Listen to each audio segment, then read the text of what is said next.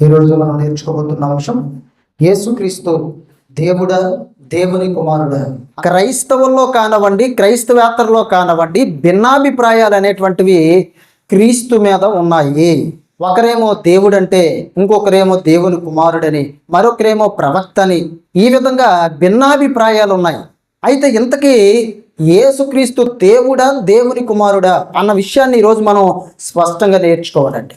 యేసుక్రీస్తు సువార్త ప్రకటిస్తున్న దినాల్లో మరి జరిగినటువంటి ఒక సంఘటన గురించి, ఆయన మీద జనులు ఏమని అనుకున్నారో ఆ జరిగే సంఘటన ఒకటి మనం చూద్దామండి. మత్తయి రాసిన సువార్త 16వ అధ్యాయం 13వ వచనం నుంచి చదువుతాం. యేసు ఫిలిప్పుదైన కైసరియా ప్రాంతములకు వచ్చి, మనుష్య కుమారుడు ఎవడని జనులు చెప్పుకొనుచున్నారని తన శిష్యులను అడగగా.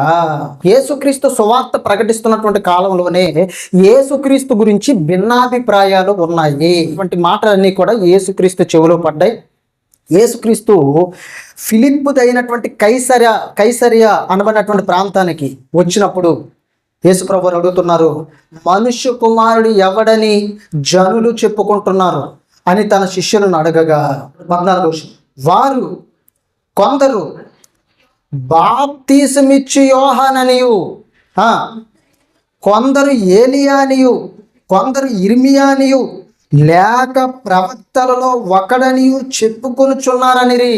యేసుక్రీస్తు ప్రభువారు కైసరియా ప్రాంతానికి వచ్చేటప్పుడు తన శిష్యులను అడుగుతూ ఉన్నాడండి, జనులు మనుష్య కుమారుడైనటువంటి నన్ను గురించి ఏమని అనుకుంటున్నారు, ఏమని చెప్పుకుంటున్నారు, అసలు నేను ఎవరని చెప్పుకుంటున్నారు అంటే శిష్యులు సమాధానం చెప్పడం మొదలుపెట్టారండి. అయ్యా, కొంతమంది ఏమో బాప్తీసమిచ్చి యోహాను అని అనుకుంటున్నారు నేను గురించి, మరి కొంతమంది ఏమో పాత నిబంధనలో ఉన్నటువంటి ఏలియా ప్రవక్త మళ్ళీ వచ్చాడు అని నిన్ను ఏలియా అనుకుంటున్నారు. మరి కొంతమంది ఏమో ఇర్మియా ప్రవక్త మరలా పుట్టాడు, ఇర్మియా ప్రవక్త నిన్ను అనుకుంటున్నారు. మరి కొంతమంది ఏమో ప్రవక్తలలో ఒకడు లేచి వచ్చాడు అనుకుంటున్నారు, నిన్ను ప్రవక్త అనుకుంటున్నారు అంటున్నాడు అని చెబుతున్నారు. అప్పుడే కాదండి, ఇప్పుడు కూడా చాలా మందికి బైబిల్లో ఏముందో తెలియక ఇలాంటి భిన్నాభిప్రాయాలు వస్తున్నాయండి. దేవుని మాటలు చదువుతున్నారు కానీ దేవుని మాటలు అర్థం చేసుకోలేని స్థితిలో ఉన్నారు కనుక యేసుక్రీస్తు గురించి ఒక స్పష్టమైనటువంటి అవగాహన వారికి లేకుండా పోయిందండి. ప్రపంచవ్యాప్తంగా ఉన్నటువంటి క్రైస్తవుల్లో అనేక శాఖలు ఉండగా కొన్ని శాఖలు యేసుక్రీస్తు దైవత్వాన్ని ఒప్పుకున్నటువంటి వారు కొంతమంది అయితే, యేసుక్రీస్తు దేవుని కుమారుడు అని చెప్పుకునేవారు మరి కొంతమంది ఉన్నారండి. యేసుక్రీస్తు దేవుడు అని చెప్పేవారు కొంతమంది అయితే, కాదు యేసుక్రీస్తు దేవుని కుమారుడు అని చెప్పుకునేవారు మరి కొంతమంది ఉన్నారండి. ఇది అప్పటి నుండి, ఆ కాలం నుండి ఈ కాలం వరకు కూడా కొనసాగుతోంది. బైబిల్ మీద సరైన అవగాహన లేనటువంటి కారణంగా యేసుక్రీస్తుకి భూమి మీద ఉన్నప్పుడు 2 పేర్లు ముఖ్యంగా కలిగి ఉండేవారు. ఒకటి మనిషి కుమారుడు, రెండవది దేవుని కుమారుడు. ఒక సందర్భాన్ని మనం చూద్దామండి. లూకా రాసిన సువార్త 1వ అధ్యాయం 35వ వచనం. గబ్రియేలు దూత మరియతో మాట్లాడుతున్నాడు. ఏమని మాట్లాడుతున్నాడో చూడండి. దూత, పరిశుద్ధాత్మ నీ మీదకి వచ్చును, సర్వోన్నతుని శక్తి నిన్ను కమ్ముకొనును గనుక పుట్టబో శిశువు పరిశుద్ధుడై దేవుని కుమారుడు అనబడును. ఆ మాట మీరు జాగ్రత్తగా చూడాలి. అనబడతాడు. మరి యేసుక్రీస్తు పుట్టక మునిపే మరియతో దూత మాట్లాడినప్పుడే దేవుడే ఆ విషయాన్ని బయలుపరిచాడు. మనుషులు అనుకోవడం తర్వాత సంగతి, ముందు దేవుడే ఆ విషయాన్ని బయలుపరిచాడు. ఇదిగో ఒక శిశువుని గర్భాన్ని పుట్టబోతున్నాడు, ఆ పుట్టబోయే శిశువు సర్వోన్నతుని శక్తి నిన్ను కమ్ముకుంటుంది, పుట్టబోయే శిశువు పరిశుద్ధుడై దేవుని కుమారుడు అనబడతాడు అని చెప్పాడండి. ఇంకొక సందర్భాన్ని కూడా చూద్దామండి. మార్కు రాసిన సువార్త 3వ అధ్యాయం 11వ వచనం. అపవిత్రాత్మను పట్టిన వారు ఆయనను చూడగానే ఆయన ఎదుట సాగిలపడి, నీవు దేవుని కుమారుడు అని చెప్పుచూ కేకలు వేసిరి. ఇక్కడ మనం జాగ్రత్తగా చూసినట్లయితే యేసుక్రీస్తు దేవుని కుమారుడని తండ్రి అయిన దేవుడు తన దూత ద్వారా మరియకు తెలియచేశాడు. అలాగే దేవుడు మాత్రమే కాదు, మరి అపవిత్రాత్మలు పట్టినటువంటి మనుషులు కూడా యేసుక్రీస్తుని చూసేటప్పుడట ఆయన ఎదుట సాగిలపడి, నీవు దేవుని కుమారుడు అని చెప్పుచూ కేకలు వేసిరి. అయ్యా, నువ్వు దేవుని కుమారుడివి, నువ్వు దేవుని కుమారుడివి, నువ్వు దేవుని కుమారుడివి అని దయ్యాలు పట్టినటువంటి వారు కేకలు వేశారటండి. ఇంకొక సందర్భం కూడా చూద్దాం. మార్కు రాసిన సువార్త 14:61, 62. అయితే ఆయన ఉత్తరమేమీ చెప్పక ఊరుకుండెను. తిరిగి ప్రధాన యాజకుడు పరమాత్ముని కుమారుడువైన క్రీస్తువు నీవేనా అని ఆయనను అడగగా యేసు అవును నేనే అని ఒప్పుకున్నాడండి. యేసుక్రీస్తుని సిలువ వేసే ముందు మరి ప్రధాన యాజకుడి దగ్గర యేసుక్రీస్తుని నిలవబెట్టారండి. అప్పుడు ఈ ప్రధాన యాజకుడు అడుగుతున్నాడు, నువ్వు పరమాత్ముని కుమారుడువైన క్రీస్తువు నీవేనా అనగా దేవుని కుమారుడువైన క్రీస్తువు నీవేనా అని అడిగాడండి. అప్పుడు యేసుప్రభు వారు ఏమని చెప్పారంటే అవును నేనే అని ఒప్పుకున్నారండి. 62 మీరు మనుష్య కుమారుడు సర్వశక్తిమంతుని కుడిపార్శ్వమున కూర్చుండుటయు ఆకాశ మేఘారూఢుడే వచ్చుటయు చూచెదరని చెప్పాను. యేసుక్రీస్తు ఒకేసారి 2 పద ప్రయోగాలు చేశారు. అందులో ఒకటి దేవుని కుమారుడు, రెండవది మనుష్య కుమారుడు. 2 కూడా ఆయనే ఒప్పుకున్నాడు. ఒకటి దేవుని కుమారుడు, రెండవది మనుష్య కుమారుడు. ఇందాక మనం చదివినటువంటి సందర్భం ఏదైతే ఉందో, మత్తయి రాసిన సువార్తలో సందర్భం ఏదైతే ఉందో, ఆ సందర్భంలో శిష్యుల్ని యేసుక్రీస్తు అడిగారు. వారు ఏమని సమాధానం చెప్పారు మీరు ఎప్పటికే నేర్చుకున్నారు. కొందరేమో బాప్తిస్మిచ్చి యోహాన్ అని, కొందరేమో ఏలియా అని, కొందరేమో ఇర్మియా అని, ప్రవక్తలో ఒక వ్యక్తి లేచి వచ్చాడని చెప్పారండి. అయితే ఇంతకీ యేసుక్రీస్తు దేవుడా, దేవుని కుమారుడా, మనిషి కుమారుడు? యేసుక్రీస్తే స్వయంగా ఏం చెప్పారనంటే, ఆ ప్రధాన యాజకుడు అడిగేటప్పుడు పరమాత్ముని కుమారుడైన క్రీస్తువు నీవేనా అని అడిగితే అవును నేనే అని చెప్పారంట. చెబుతూ మీరు మనుష్య కుమారుడు తండ్రి అయిన దేవుని కుడిపార్శ్వములో కూర్చోవడం, ఆయన మేఘారూఢుడిగా రావటం మీరు అందరూ చూస్తారు అని చెప్పాడండి. ఒకేసారి ఆయన నేను దేవుని కుమారుడిని అని చెప్పుకున్నాడు, మనుష్య కుమారుడిని అని కూడా చెప్పుకున్నాడండి. ఎందాక చదివిన సందర్భాన్ని మరలా ఒకసారి చదువుతాం. మత్తయి రాసిన సువార్త 16:13 నుంచి చదువుతాం. మనుష్య కుమారుడు ఎవడని జనులు చెప్పుకుంటున్నారంటే చాలా మంది అక్కడ ఉన్నటువంటి శిష్యులందరూ కూడా చెప్తున్నారు, అయ్యా నేను బాప్తిసం ఇచ్చే యోహాన్ అనుకుంటున్నారు, ఏలియా అనుకుంటున్నారు, మరి ఇర్మియా అనుకుంటున్నారు, ప్రవక్తల్లో ఒక వ్యక్తి లేచి వచ్చాడు అనుకుంటే అప్పుడు యేసుక్రీస్తు ఒక మాట అడిగాడు. చూడండి శిష్యుల్ని 15 చూడండి. అందుకైనా మీరైతే నేను ఎవడనని చెప్పుకొనుచున్నారని అడిగాను. సరే, కొంతమంది ఏమో బాప్తిసం ఇచ్చి యోహాన్ అనుకుంటున్నారు, ఏలియా అనుకుంటున్నారు, ఇర్మియా అనుకుంటున్నారు, ప్రవక్తల్లో ఒక వ్యక్తి తిరిగి లేచాడని చెప్పుకుంటున్నారు. అయితే మీరు ఏమని అనుకుంటున్నారు నన్ను గురించి? ఈ 3.5 సంవత్సరాలు నాతో సువార్త ప్రకటిస్తున్నారు ఏమండి, దేవుని పరిచర్యలో పాలుపంపులు కలిగి ఉన్నారు, దేవుని వాక్యంలో పాలుపంపులు కలిగి ఉన్నారు, దేవుని రాజ్య సువార్తలో మీరు కూడా నాతో పాటు పాలిభాగస్తులుగా ఉన్నారు. అయితే మిగతా వాళ్ళ సంగతి వదిలేయండి, మీరేమనుకుంటున్నారు? అందుకు సీమోను పేతురు నీవు సజీవుడు వగు దేవుని కుమారుడువైన క్రీస్తు అని చెప్పెను. అయ్యా నువ్వు దేవుని కుమారుడివి అని చెప్పాడండి. అందుకు యేసు సీమోను బర్యోనా నీవు ధన్యుడువు, పరలోకమందున్న నా తండ్రి ఈ సంగతి నీకు బయలుపరిచితేనే గాని నరులు నీకు బయలుపరచలేదు. ఇదిగో నువ్వు దేవుని కుమారుడు అని చెప్తున్నావు, ఈ సంగతి పరలోకమందున్న నా తండ్రి నీకు బయలుపరిచాడు. అంటే పేతురుకి ఎవరు బయలుపరిస్తే చెప్పాడు నువ్వు దేవుని కుమారుడు అని? పరలోకమందున్న తండ్రి యేసు మరి పేతురు ద్వారా ఇదిగో నీతో మాట్లాడుతున్న వ్యక్తి నా కుమారుడు అని పేతురుకి బయలుపరిచాడండి. ఇప్పుడు మీరు జాగ్రత్తగా చూసినట్లయితే ఇప్పటి వరకు మనం చదివినటువంటి సందర్భాలు అన్నింటిలో కూడా యేసుక్రీస్తు స్వయంగా తనకు తాను దేవుని కుమారుడని ఒప్పుకున్నాడు, చెప్పుకున్నాడు. అలాగే మనుష్య కుమారుడని ఒప్పుకున్నాడు, చెప్పుకున్నాడు. అలాగే తండ్రి అయిన దేవుడు కూడా అక్కడ దూత ద్వారా మరీకేమని బయలుపరిచాడంటే పుట్టబో శిశువు పరిశుద్ధుడే దేవుని కుమారుడు అనబడతాడని తండ్రి బయలుపరిచాడు. అలాగే పేతురు కూడా ఇక్కడ ఏమని బయలుపరిచాడంటే దేవుడు ఇదిగో ఆయన నీతో మాట్లాడుతున్న వ్యక్తి నా కుమారుడు ఆయన బయలుపరచగానే పేతురు ఏమని చెప్పాడు తెలుసా? సజీవుడు వాగు దేవుని కుమారుడైన క్రీస్తువి అని చెప్పాడండి. ఎప్పటి వరకు మీరు అర్థం చేసుకున్న విషయం ఏంటంటే యేసుక్రీస్తు దేవుని కుమారుడు అన్న విషయం మీకు అర్థమైంది. అయితే దేవుడు కాదా? ఇంకా మరికొన్ని రెఫరెన్సెస్ ఉన్నాయండి దేవుని కుమారుడు అని. కాకపోతే మనకి టైం ఎక్కువగా లేనందున కొంచెం షార్టేజ్ చేసి చెప్తున్నాం. ఇంతకీ యేసుక్రీస్తు దేవుడా, దేవుని కుమారుడా, మనిషి కుమారుడా? ఇప్పటి వరకు మీరు చదివిన సందర్భాలన్నీ కూడా మీకు ఏమని అర్థం చేస్తూ ఉన్నాయంటే యేసుక్రీస్తు దేవుని కుమారుడు, మరి గుడ్డి భిక్షకుడు యేసుక్రీస్తుని దావీదు కుమారుడా అని పిలిచాడండి. ఇప్పుడు ఇన్ని పదప్రయోగాలు ఉన్నాయండి యేసుక్రీస్తు కోసం. దావీదు కుమారుడు అని కొంతమంది పిలిచారు, మనుష్య కుమారుడు అని కొంతమంది ఏలియా, కొంతమంది ఇర్మియా, కొంతమంది ఏమో మరి ప్రవక్తలో ఒక వ్యక్తి లేచి వచ్చాడు, కొంతమంది ఏమో బాప్తిస్మిచ్చి యోహాను అని పిలిచారు. ఇక్కడ పేతురు ఏమో నువ్వు దేవుని కుమారుడు అని ఒప్పుకున్నాడు. తండ్రి అయిన దేవుని కూడా నువ్వు నా కుమారుడు ఇదిగో పరిశుద్ధుడిగా పుట్టబోతున్నాడు, దేవుని కుమారుడు అనబడతాడు అని చెప్పాడండి. అంటే యేసుక్రీస్తు కోసం ఇంకొక సందర్భాన్ని కూడా మనం యోహాను రాసిన సువార్త మొదటి 2 వచనాలు చదువుతాం.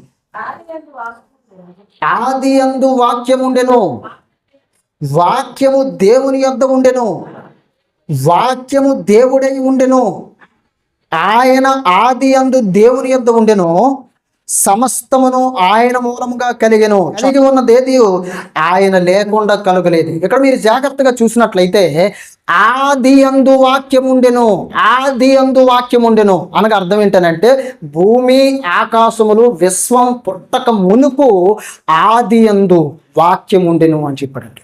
ఈ వాక్యం ఎవరి దగ్గర ఉందట? వాక్యము దేవుని యొద్ద ఉండెను. వాక్యం ఏమై ఉన్నదని చెప్పాడు ఇక్కడ చూడండి. వాక్యము దేవుడై ఉండెను. ఆ వాక్యం గురించి ఒక మాట అక్కడ రాయబడింది. ఏంటా మాట అంటే ఆయన ఆది యందు దేవుని యొద్ద ఉండెను. అంటే వాక్యము అనే పదం దగ్గర ఆయన అనే పదం రాశారు చూడండి. వాక్యం అనే పదానికి బదులుగా రెండోసారి ఏమని రాశారు? ఆయన ఆది యందు దేవుని యొద్ద ఉండెను, సమస్తమును ఆయన మూలముగా కలిగి ఉన్నదేదియో ఆయన లేకుండా కలగలేదు. ఇప్పుడు ఆయన అనే పదం ఎక్కడెక్కడ ఉందో మీరు జాగ్రత్తగా చూడాలి. ఎక్కడెక్కడ ఉందో చూడాలి. అదే అధ్యాయంలో ఆయన అనే పదం ఎక్కడెక్కడ ఉందో మీరు జాగ్రత్తగా చూడాలి. 2వ వచనంలో ఏముంది? ఆయన ఆది యందు దేవుని యొద్ద ఉండును. ఇక్కడ 2 పర్సన్స్ మీకు కనిపిస్తున్నారా? ఆయన ఎవరి దగ్గర ఉన్నాడు? దేవుని దగ్గర. ఆ ఆయన అనే పదానికి ముందుగా మొదటి వచనం చదవండి. ఆది యందు వాక్యం ఉండెను, వాక్యము దేవుని యొద్ద ఉండెను. ఇప్పుడు వాక్యం అనే ప్లేస్లో ఆయన అనే పదాన్ని మీరు ఉపయోగించినట్లయితే ఆయన దేవుని యొద్ద ఉండెను, సమస్తమును ఆయన మూలముగా కలిగెను. ఎవరి మూలంగా కలిగింది? ఈ విశ్వం కానివ్వండి, ఈ సమస్తమైనటువంటి ప్రకృతిలో ఉన్న సకల జీవరాశులు కూడా ఎవరి మూలంగా కలిగాయంటే ఆయన మూలముగా కలిగెను. కలిగి ఉన్నదేది ఆయన లేకుండా కలగలేదు. ఈ విశ్వంలో కానివ్వండి, పరలోకం కానివ్వండి, మరి విశ్వం కానివ్వండి, మరి మొదటి ఆకాశం కానివ్వండి, 2వ ఆకాశం కానివ్వండి, 3వ ఆకాశం కానివ్వండి, అలాగే పరదైస్ కానివ్వండి, పాతాళ గుండం కానివ్వండి, నరకాగ్ని కానివ్వండి, అగాధం కానివ్వండి, మహా అగాధం కానివ్వండి, ఇవన్నీ కూడా ఆయన లేకుండా కలగలేదు. ఆయన వలన సమస్తము ఆయన వలన కలిగే. పరలోకం కూడా ఆయన బట్టి కలిగింది, నరకం ఆయన బట్టి కలిగింది, విశ్వం ఆయన బట్టి కలిగింది, మరి పాతాళ లోకం ఆయన బట్టి కలిగింది, వేదనకరమైన స్థలం ఆయన బట్టి కలిగింది, నెమ్మది పొందే స్థలం ఆయన బట్టి కలిగింది, మహా అగాధం ఆయనను బట్టి కలిగిందండి. ఆయన లేకుండా ఏది కూడా కలగలేదు. ఇప్పుడు ఆయన అనే పదాన్ని మీదన మనం చూసినట్లయితే ఆది యందు వాక్యం ఉండెను, వాక్యము దేవుని యొద్ద ఉండెను, వాక్యము దేవుడై ఉండెను, ఆయన ఆది యందు దేవుని యొద్ద ఉండెను. ఇప్పుడు ఈ వాక్యం కోసం ఏమని చెప్పాడండి? దేవుడు అని చెప్పాడండి. ఆ వాక్యము శరీరధారి అయి కృపా సత్య సంపూర్ణుడిగా మన మధ్య నివసించెను. ఏ వాక్యమైతే ఆది యందు తండ్రి దగ్గర ఉందో, ఏ వాక్యమైతే దేవుడిగా పిలువబడిందో, ఆ వాక్యము శరీరధారి అయి శరీరాన్ని ధరించుకొని కృపా సత్య సంపూర్ణుడిగా మన మధ్య నివసించెను. అంటే శరీరాన్ని ధరించుకోక మునుపు మరి ఆ యొక్క వ్యక్తికి శరీరం అనేటువంటిది లేదు, కేవలం వాక్యంగానే ఉన్నాడు. ఈ మాటలన్నీ కూడా యేసుక్రీస్తు గురించి చెప్పబడ్డాయి. ఇప్పుడు యేసుక్రీస్తు శరీరాన్ని ధరించుకోక మునుపు ఆయనకు ఉన్నటువంటి రూపం ఏంటంటే వాక్యం. వాక్యం ఏమని పిలువబడింది? దేవుడు. ఎక్కడ? పరలోకంలో. ఏమని పిలువబడిందండి వాక్యం? ఆది యందు వాక్యముండెను, వాక్యము దేవుని యొద్ద ఉండెను, వాక్యము దేవుడై ఉండెను. ఇప్పుడు ఈ వాక్యంగా ఉన్నటువంటి ఈయన ఏమని పిలువబడ్డాడు అని అంటే దేవుడు అని పిలువబడ్డాడండి.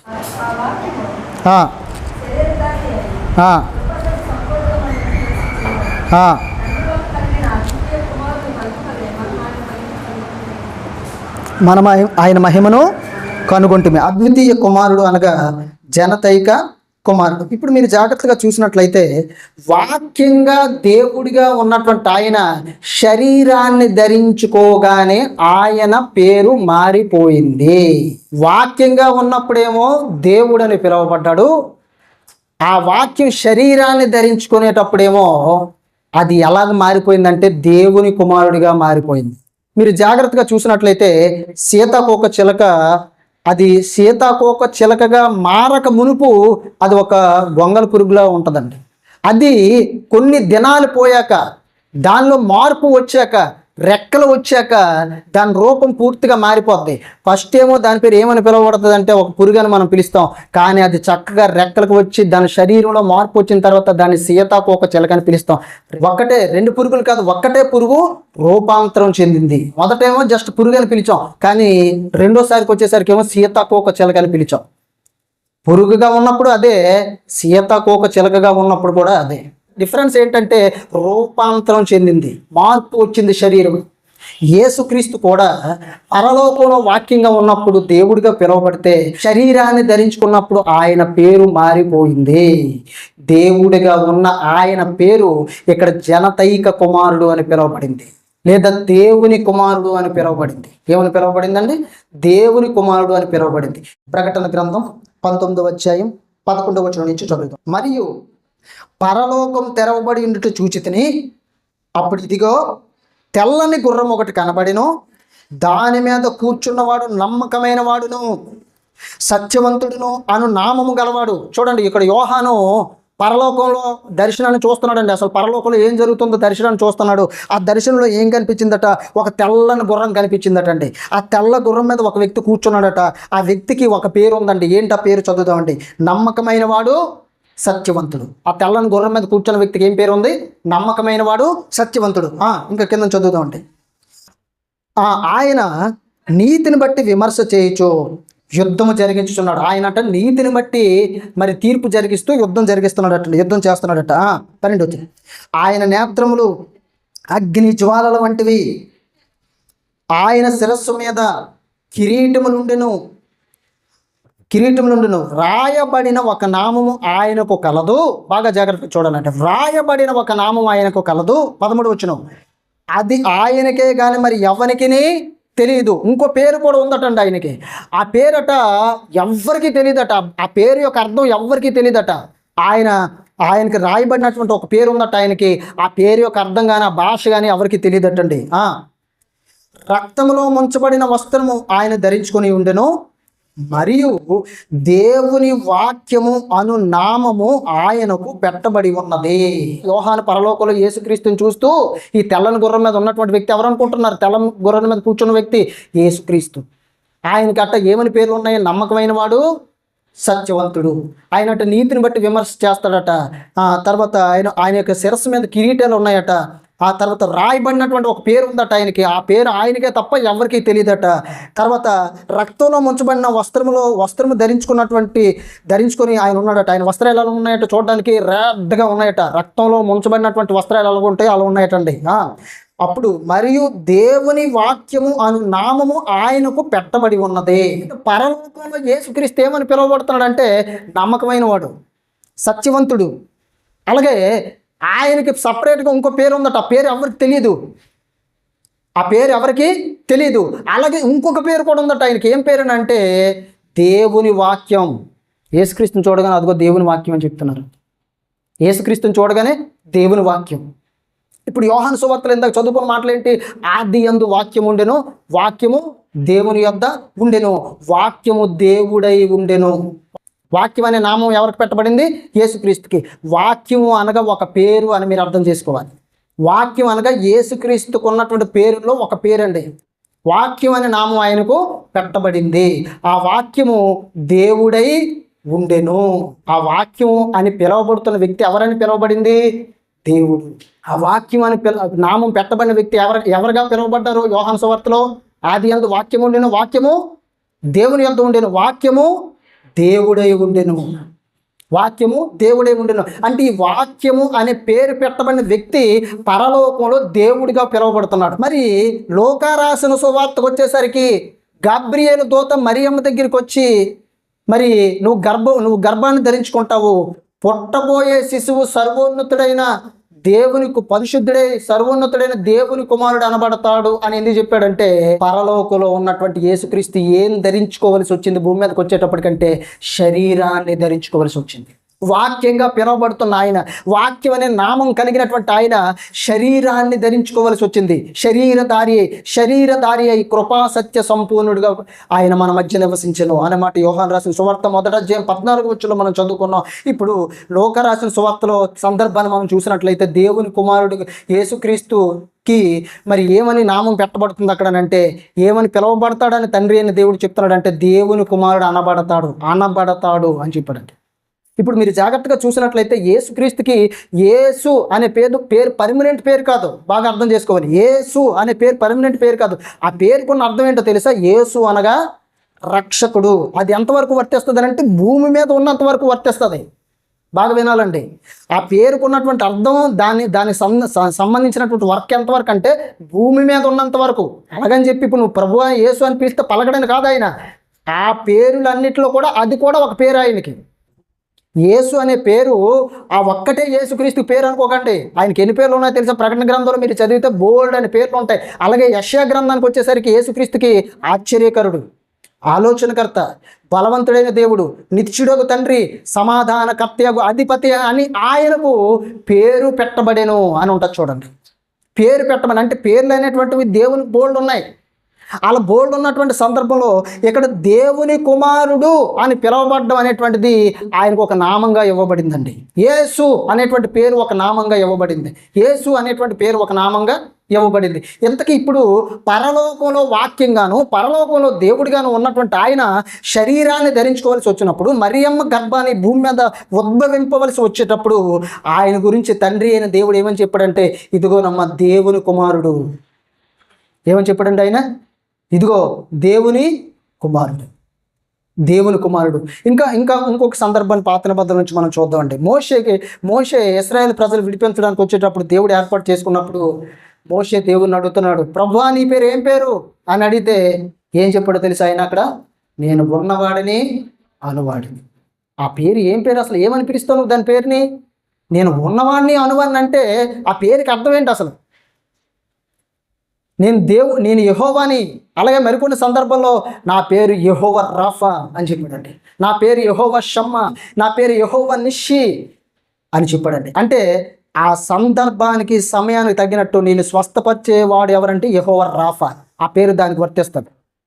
యెహోవా ఈరే, అబ్రహాం చెప్తున్నాడు యెహోవా ఈరే, యెహోవా చూచుకొనును అంటే సందర్భానికి తగినట్టుగా ఆయన పేరు ఉంటుంది. అలాగే యేసుక్రీస్తు కూడా భూమి మీదకి వచ్చేటప్పుడు యేసు అనే పేరు ఉందంటే అర్థం ఏంటంటే రక్షించడానికి ఆయన వచ్చాడు కాబట్టి ఆ పేరు పెట్టుకొని వచ్చాడు. ఇలా మనం చదివినట్లయితే చాలా సందర్భాల్లో మనం చూడగలమండి. ఇంకొక సందర్భాన్ని మనం చూద్దాం. యోహాను రాసిన సువార్త 10:31-33. యూదులు ఆయనను కొట్టవలనని మరల రాళ్ళు చేత పట్టుకొనగా యేసు తండ్రి యొద్ద నుండి అనేకమైన మంచి క్రియలను మీకు చూపితిని, వాటిలో ఏ క్రియ నిమిత్తం నన్ను రాళ్లతో కొట్టుదిరని వారిని అడిగాను. జాగ్రత్తగా వినాలండి. యేసుక్రీస్తు సువార్త ప్రకటిస్తుంటే, వాక్యాన్ని చెబుతుంటే యూదులందరూ కూడా ఆయన రాళ్ళతో కొట్టాలని రెడీ అయిపోయారండి. అప్పుడు యేసు ప్రభు వారు వాళ్ళని ఒక ప్రశ్న అడిగారు. నేను తండ్రి దగ్గర నుంచి అనేకమైన మంచి క్రియలు మీకు చూపించాను, అనేకమైనటువంటి మంచిని చేసి నేను చూపించాను, ఎంతోమందిని బాగు చేశాను మీ కళ్ళెదుటే, ఎంతోమందిని స్వస్థపరిచాను మీ కళ్ళెదుటే, ఎంతోమంది జీవితాలు చీకట్లో ఉన్న వారిని వెలుగులోనికి రప్పించిన సంగతి మీకు కూడా తెలుసు. నేను చేసిన మంచి పనులు బట్టి, ఏ మంచి పని బట్టి మీరు నన్ను రాళ్ళతో కొడతారు, ఏ క్రియ బట్టి మీరు నన్ను రాళ్ళతో కొడతారు అని అడిగితే ఏమంటున్నారు చూడండి. అందుకు యూదులు అందుకు యూదులు నీవు మనుష్యుడివై ఉండి దేవుడని చెప్పుకుంటున్నావు. నేను ఎందుకు మేము రాళ్ళతో కొడుతున్నావు? నువ్వు మనుషుడు, మాలాగే కదా నువ్వు కూడా శరీరం కలిగి ఉన్నావు, మాలాగే కదా రక్త మాంసాలు కలిగి ఉన్నావు, మాలాగే కదా ఎముకలు కలిగి ఉన్నావు, నువ్వు మనుష్యుడివై ఉండి దేవుడు అని చెప్పుకుంటున్నావు ఏంటి అసలు? యూదులకి దేవుడు అంటే ఎవరో తెలుసండి, తండ్రి అయిన దేవుడు ఒక్కడే దేవుడు, ఇంకెవ్వరు కూడా దేవుడికి యాక్సెప్ట్ చేయరాలు, ఒప్పుకోరు. యెహోవాయే దేవుడు అనుకుంటారండి. ఈ దేవదోషణ చేసినందుకే నిన్ను రాళ్ళతో కొట్టుదాం కానీ మంచి క్రియ చేసినందుకు కాదని ఆయనతో చెప్పిన. నువ్వు దేవదోషణ చేస్తున్నావు, నువ్వు మనుష్యుడు అయి ఉండి దేవుడు అని చెప్పుకుంటున్నావు, ఈ దేవదోషణ, ఇది మేము యాక్సెప్ట్ చేయండి దీన్ని. ఏమంటున్నారండి యూదులు? మాకు ఏలోహిమే దేవుడు అనగా యెహోవా దేవుడు మాకు, నువ్వు దేవుడు కాదు, నువ్వేంటి నువ్వు మనిషిలాగా వచ్చా కాదు, నువ్వు దేవుడు అని చెప్పుకుంటున్నావు ఏంటి, అందుకే నేను రాళ్లతో కొడుతున్నావు, నువ్వు మంచి పనులు చేసినందుకు రాళ్లతో కొట్టడం కాదు, నువ్వు దేవదోషణ చేస్తున్నావు, దేవుడు అని చెప్పుకుంటున్నావు నిన్ను నువ్వు, అందుకే నేను రాళ్లతో కొడుతున్నావు అంటే అప్పుడు యేసుక్రీస్తు ఏమన్నారో చూడండి 34వ వచనం. అందుకు యేసు, మీరు దైవమునని నేను అంటినని మీ ధర్మశాస్త్రంలో రాయబడి ఉండలేదా? లేఖనము నిరర్ధకము కానేరదు కదా, దేవుని వాక్యం ఎవరికి వచ్చినో వారే దైవములని చెప్పిన నేను దేవుని కుమారుని చెప్పినందుకు తండ్రి ప్రతిష్ఠ చేసి లోకంలోనికి పంపిన వానితో నీవు దేవదోషణ చేయుచున్నావని చెప్పుదురా అంటున్నాడండి. మీరు దైవములు అని నేను అంటిని, మరి దేవుని వాక్యం ఎవరికైతే వస్తుందో వారే దైవములు, ఇదిగో దేవుని వాక్యం నాకు వచ్చింది, నేను అందుకే నేను దేవుని అని ప్రకటించుకుంటున్నాను అని చెప్పాడండి. నువ్వు దేవుని కుమారుడైన నామం కలిగి భూమి మీదకి వెళ్ళాలి, దేవుని కుమారుడిగా లోకంలో నువ్వు ప్రకటించబడాలి అని తండ్రి అయిన దేవుడు నన్ను పంపించాడు అని చెప్పాడండి. కాబట్టి ఇక్కడ మనం చూసినట్లయితే దేవుని కుమారుడు అని యేసుక్రీస్తు ఎందుకు పిలువబడ్డాడంటే శరీరాన్ని ధరించుకున్నాడు కనుక దేవుని కుమారుడు అని పిలువబడ్డాడు. శరీరాన్ని ధరించుకోకపోతే దేవుడు అని పిలువబడతాడు. ఇంకొక ఉదాహరణ చెప్తాను. మీరు అమెరికా వెళ్ళి గ్రీన్ కార్డుకి అప్లై చేశారనుకోండి, ఆ గ్రీన్ కార్డు నువ్వు వస్తే నువ్వు అమెరికా పౌరుడివి, అమెరికా వారసత్వం లేదా అమెరికా పౌరసత్వం నీకు వస్తుంది. భారతదేశంలో నువ్వు ఆధార్ కార్డు కలిగి ఉన్నావని అంటే నువ్వు ఇండియన్ పౌరుడు, వ్యక్తివి నువ్వు ఒక్కడవే. కానీ నువ్వు అక్కడికి వెళ్ళి గ్రీన్ కార్డుకి అప్లై చేసుకుంటే అమెరికా పౌరసత్వం నీకు ఇవ్వబడుతుంది. నువ్వు ఇండియాలో ఉన్నావని అంటే నీకు ఆధార్ కార్డు ఉంటే ఇండియా పౌరసత్వం నీకు ఇవ్వబడుతుంది. పరసను నువ్వే, కానీ రెండు విధాల పాత్రలు పోషిస్తున్నావు చూడు. అలాగే వాక్యంగా ఉన్నటువంటి ఆయన శరీరాన్ని ధరించుకోక మునుపు దేవునిగా పిలువబడ్డాడు, శరీరాన్ని ధరించుకున్నాడు కనుక దేవుని కుమారుడుగా పిలువబడ్డాడు. ఇంకొక సందర్భాన్ని కూడా మీరు జాగ్రత్తగా చూడాలి. యోహాను రాసిన సువార్త 20వ అధ్యాయం 28వ వచనం. అందుకు తోమా ఆయనతో, నా ప్రభువా నా దేవా అనెను. రెండు పదాలు ఉపయోగించాడు చూడండి, రెండు పదాలు ఉపయోగించాడు. అపోస్తలుడైన తోమా, యేసుక్రీస్తు శిష్యుడైనటువంటి తోమా రెండు పద ప్రయోగాలు చేశాడు. ఒకటి నా ప్రభువా నా దేవా అంటే యేసుక్రీస్తుని ఏమని చెప్తున్నాడు తోమా? నువ్వు దేవుడివి, నా దేవా అని యేసుక్రీస్తు శిష్యుడైనటువంటి తోమా ఒప్పుకుంటున్నాడు. ఒకవేళ ప్రభు యేసుక్రీస్తు నేను దేవుడు కుమారుడే అనుకోండి, కాసేపు దేవుడు కాదని అనుకోండి. ఇప్పుడు చాలామందికి ఉన్నటువంటి క్రైస్తవేత్తలో ఉన్నటువంటి ఆలోచన ప్రకారం అలాగనుకుందాం. ఇప్పుడు తోమ నా ప్రభువా నా దేవా అన్నప్పుడు యేసుక్రీస్తు ఏమనాలి? నువ్వు నన్ను దేవా అనకూడదు, దేవుని కుమారుడు అయిన క్రీస్తు అని పిలని చెప్పాలి. అవునా కాదా? నువ్వు నా దేవుడు అనకూడదు, దేవుని కుమారుడు అయిన క్రీస్తు అని చెప్పాలి యేసుక్రీస్తు అని నువ్వు అనాలి అని చెప్పాలి. కానీ ఏమంటున్నాడు ఆయన? ఏమనలేదు. ఎందుకనంటే ఆయన రెండు రకాల రోల్స్ ఉన్నాయండి. ఒకటి దేవుడు, దేవుని కుమారుడైన క్రీస్తు. దేవుడన్నా పలుకుతున్నాడు, దేవుని కుమారుడైన క్రీస్తు అన్న పలుకుతున్నాడు, మనిషి కుమారుడా అన్న పలుకుతున్నాడు అండి, దావీదు కుమారుడా అన్న ఆయన పలుకుతున్నాడు. ఇక్కడ విషయం ఏంటంటే ఆయనకు ఉన్నటువంటి పేర్లు అవన్నీ కూడా ఏంటంటే దావీదు కుమారుడు కానివ్వండి, మనిషి కుమారుడు కానివ్వండి, దేవుని కుమారుడు కానివ్వండి, ఆయనకు ఆశ్చర్యకుడు కానివ్వండి, ఆలోచనకర్త, బలవంతుడకు, దేవుడు అనిచ్చుడకు, తండ్రి, సమాధానకర్త, నువ్వు నమ్మకమైనటువంటి వాడివి లేదా నువ్వు సత్యవంతుడివి, ఆయన నామం ఆయనకు ఉంది, ఇంకా బోల్డెన్ నామాలు ఉండండి ప్రకటన గ్రంథంలో చూస్తే. ఇవన్నీ కూడా దేవుని పేరును తెలియచేస్తున్నాయి. దేవుని కుమారుడు అనగానే దేవుడు కాదు అనుకోకండి, తప్పది, ఆయనకు ఉన్నటువంటి నామం అది. ఇక్కడ తోమా ఏమంటున్నాడు? నా ప్రభువా నా దేవా అన్నాడండి.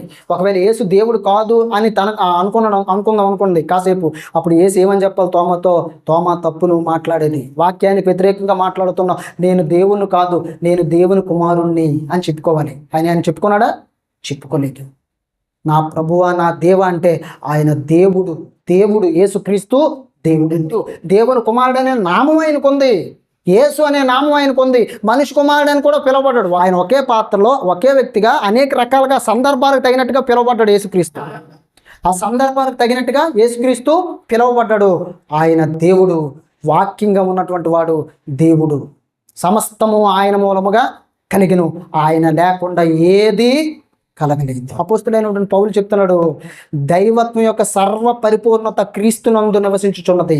అంటే సర్వానికి సమస్తమైనటువంటి దైవికమైనటువంటి లక్షణాలన్నీ కూడా క్రీస్తులో ఉన్నాయి. తండ్రి నా యందును నేను తండ్రి యందును ఉన్నామని మీకు తెలియదా అని యేసుక్రీస్తు అడిగాడండి. కాబట్టి ఇక్కడ మనం చూసినట్లయితే తోమా యేసుక్రీస్తుని ప్రభు అని ఒప్పుకున్నాడు, దేవుడని ఒప్పుకున్నాడు. యేసుక్రీస్తు కూడా నీవు మనుష్యుడు అయి ఉండి దేవుడిని చెప్పుకుంటున్నావని యూదులు కూడా ఆయన గురించి చెప్పారండి. కాబట్టి యేసుక్రీస్తు దేవుడు. అలాగే ఇంకొక విషయాన్ని మనం చూసినట్లయితే ఆయన తనను తాను శిలువ మరణం పొందినంతగా తగ్గించుకున్న విధానాన్ని బట్టి పరలోకమందు ఉన్న వారిలో కానీ, భూమి మీద ఉన్న వారిలో కానీ, భూమి క్రింద ఉన్న వారిలో కానీ ప్రతి వాని మోకాలు యేసు నామమున వంగునట్లు, ప్రతి వాని నాలుక తండ్రి అయిన దేవుని మహిమార్థమై యేసుక్రీస్తు ప్రభువు అని ఒప్పుకొనున్నట్లు అన్ని నామాల కన్నా పై నామం ఆయనకు అనుగ్రహింపబడింది. అంటే పరలోకమందు ఉన్నవారిలో, భూమి అందు ఉన్నవారిలో, భూమి క్రింద ఉన్నవారిలో ప్రతి వాని మోకాలు యేసునామమున వంగాలంటే దాని అర్థం ఏంటో తెలుసా? ఆయనే ప్రభువు, ఆయనే రాజు, ఆయనే సర్వాధికారి, ఆయనే దేవుడు. ఎందుకు పరలోకంలో సర్వాధికారం తండ్రిది అయితే కుమారుడికి ఎక్కడిది అంటే, తండ్రి అయిన దేవుడు ఆయనకి ఏమి ఇచ్చేశాడు? యేసుక్రీస్తుకి అధికారం అంత ఇచ్చేసాడు. నాయన నువ్వే దేవుడివి, నేను ఉంటాను కానీ నువ్వే దేవుడివి, సమస్తాన్ని నువ్వే నడిపించాలి, ఈ సర్వ సృష్టిని సమస్త విశ్వాన్ని అన్నిటిని నువ్వే నడిపించాలి, నువ్వే దేవుడివి. పరలోకంలో, భూమి మీద, పాతాళ లోకంలో, ముల్లోకాలలో నీవే ప్రభువి, నీవే దేవుడివి అని చెప్పాడు.